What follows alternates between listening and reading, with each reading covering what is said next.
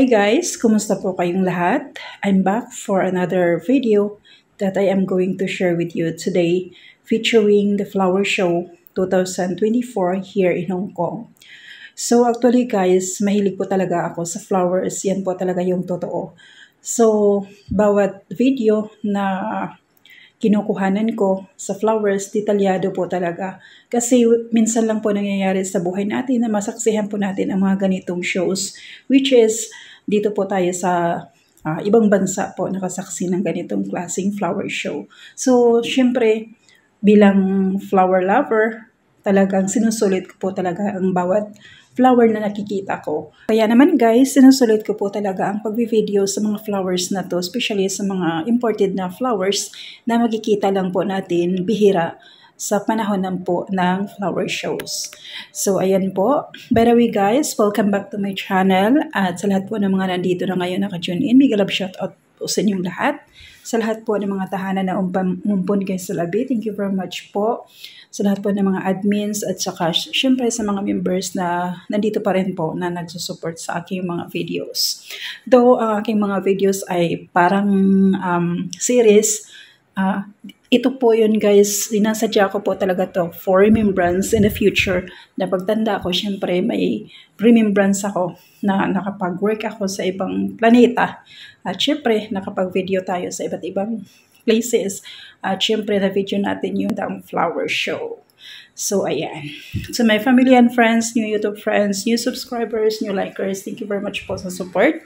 At kung hindi pa kayo nakasubscribe sa aking channel, subscribe na rin po sa Solabi. So, thank you very much po. And by the way guys, tutuloy na po natin ang ating pag-vlog. Sa part na to, dito po natin makikita ang mga sweet na flower formation like cakes, candies, at saka yung, syempre, pag may cakes at saka candies, may matatamis, syempre meron din pong takore. So panoorin nyo po at makikita nyo rin po yung pot na hinahanda po nila para po syempre sa mga mahilig sa kape, joke. Syempre, pag may matamis like cakes or something sweets, syempre kailangan po natin ng hot water or coffee. Yan. Kaya meron silang takore. So, bahala na kayo guys kung anong gagawin nyo rin sa takore. Basta ako kape. Char. So, di na natin patatagalin pa. Sit back, relax, and enjoy watching po.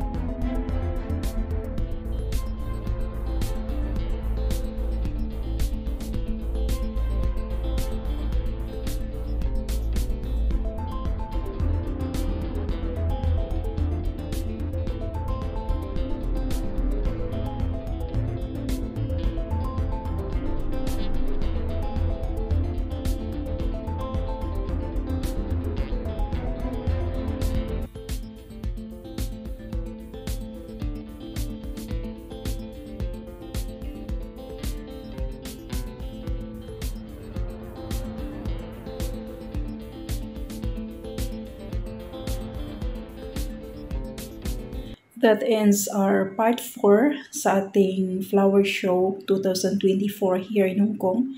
At sana po na-enjoy nyo at nabusog yung mga mata ninyo sa panunood ng mga nagkagandahang mga flowers at syempre iba-ibang formation for this season. So thank you for watching and please don't forget to like and subscribe if you're new to my channel. Thank you very much po. Please stay connected to be updated with my next videos. Once again, this is Solabi, always reminding you to stay healthy and be safe always po. See you sa mga susunod pa nating mga video na ibabahagi sa inyo. Muli, maraming salamat po. Paalam!